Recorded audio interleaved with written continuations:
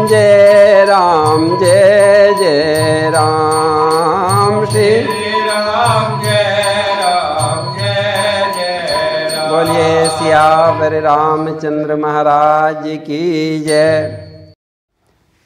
श्री कृष्ण बलराम अपनी मधुर वाणी से डाकू से कहने लगे, डाकू दादा, यदि हम आपको अपने गहने दे देंगे तो हमें लाठी से मारोगे तो नहीं।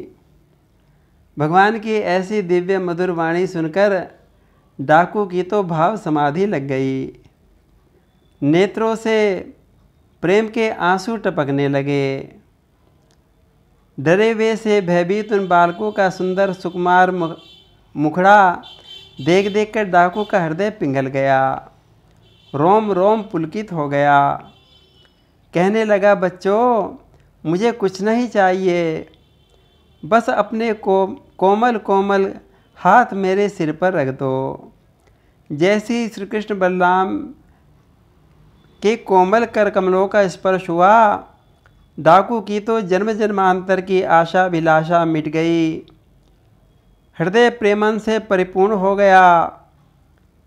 बच्चों, मुझे कुछ नहीं चाहिए, तुम जाओ, गायें चराओ और यहाँ आकर रोज़ मुझसे मिलते रहना, मुझे दर्शन देते रहना, देखो भूलना नहीं।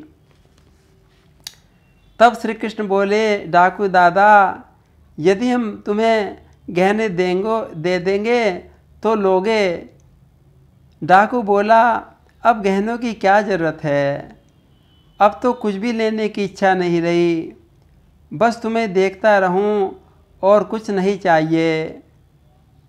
श्री कृष्ण बोले, नहीं, अब तो तुम्हें लेने ही होंगे, हम दे रहे हैं ना, ले लो, हमारे पास बहुत गहने हैं, हम तो राजकुमार हैं।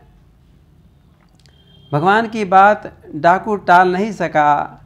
कहने लगा, एक शर्त पर लूँगा, मुझे रोज़ मिलना पड़ेगा, रोज़ दर्शन देने पड़ेंगे। हाँ हो डाकू दादा, रोज़ दर्शन देंगे। ऐसा कहते हुए भगवान ने डाकू के दुपट्टे में बहुत सारे गहने बांध दिए और डाकू गहने लेकर घर की ओर चल दिया। डाकू आनंद से के समुद्र में डूबता उतराता अपने घर पहुंच गया।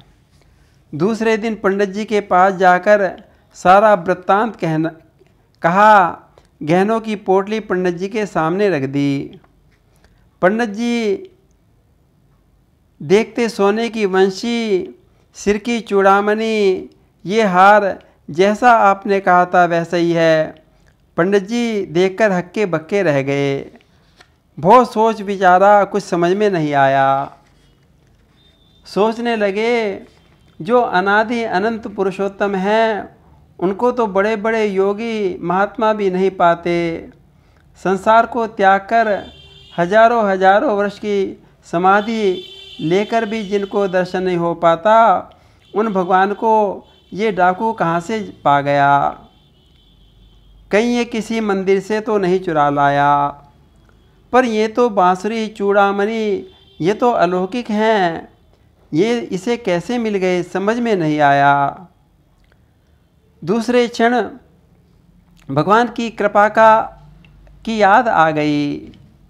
मेरे प्रभु सरल हृदय के भी तो हैं, सरल हृदय पर रीझ जाया करते हैं। जो प्रभु हजारों साल की तपस्या पर भी प्रसन्न नहीं होते, मैं सीधे सच्चे भोले भाले भक्त पर तुरंत कृपा कर दिया करते हैं। कहीं मेरे प्रभु ने इस भोले डाकू पर भी तो कृपा नहीं कर दी। पंडित जी कहने लगे, भाई क्या तुम मुझे उनका दर्शन करा सकते हो। डाकू बोला, क्यों नहीं पंडित जी, मेरे से तो उन दोनों बालकों ने वायदा कर रखा है, रोज़ दर्शन देने का वादा किया है, तभी मैंने उनकी गहने लिए थे, नहीं तो मैं लेता भी नहीं। चलो तुम्हें भी उनके दर्शन करा दूंगा।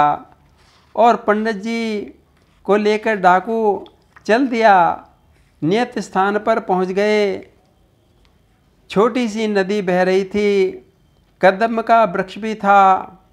सवेरा होने से पहले ही डाकू ने कहा, पंडित जी तुम किसी नए आदमी हो ना, उस पेड़ की आड़ में छुप जाओ। तभी इशारे से डाकू बोला, देखो मुरली की आवाज़ आने लगी, कितनी मधुर वंशी की तान बज रही है, सुना तुमने पंडित जी? तब पंडित जी बोले, मुझे तो कोई सुनाई ही नहीं देता। डाकू ने कहा, कोई बात नहीं, बस में दोनों बालक आ ही रहे होंगे, तब तुम उनका दर्शन कर लेना। तभी बाल कृष्ण बलराम जी डाकू के पास आ गए। डाकू ने कहा, आओ, मैं तो तुम्हारी बहुत देर से बाट देख रहा था। श्री कृष्ण ने कहा कि डाकू दादा, आज मैं तुम्हारे लिए और बहुत सुंदर सुंदर गहने लाया हूँ। डाकू कहने लगा, नहीं भाई, मुझे कोई गहने वहने नहीं चाहिए, मैं तो कल के गहने भी लौटाने आया हूँ। बस एक ही प्रार्थना है। ये पंडित जी मेरी बात पर विश्वास नहीं कर रहे थे, विश्वास दिलाने के लिए इन्हें मैं साथ में लाया हूँ। मैं तो तुम्हें देख रहा हूँ, बातचीत भी कर रहा हूँ, इन्हें आप दिखाई क्यों नहीं दे रहे? यदि तुम इन्हें दर्शन नहीं दोगे तो ये मेरी बात पर कैसे विश्वास करेंगे? तब श्री कृष्ण बोले कि डाकू दादा, ये मेरे दर्शन के अभी अधिकारी नहीं हैं, इसलिए इनको मेरा दर्शन नहीं हो रहे हैं, नहीं मेरी मुरली की धुनी सुनाई दे रही है। डाकू श्री कृष्ण बलराम के चरणों में गिर पड़ा, मेरे श्याम सुंदर, मैं बलिहारी जाता हूँ, कृपा करके इन पंडित जी को भी दर्शन दे दो, अपने बाकी छटा के दर्शन करा दो। भगवान डाकू की बात पर मुस्कुराने लगे और पंडित जी को भी दिव्य दृष्टि मिल गई और देखने लगे सामने मुरली मनोहर पीताम्बरधारी श्याम सुंदर की बाकी छवि का दर्शन हो रहा है। फिर तो दोनों निहाल हो गए, पंडित जी भी और डाकू भी भगवान के चरणों में गिर पड़े। बोलिए भक्त और भगवान की जय।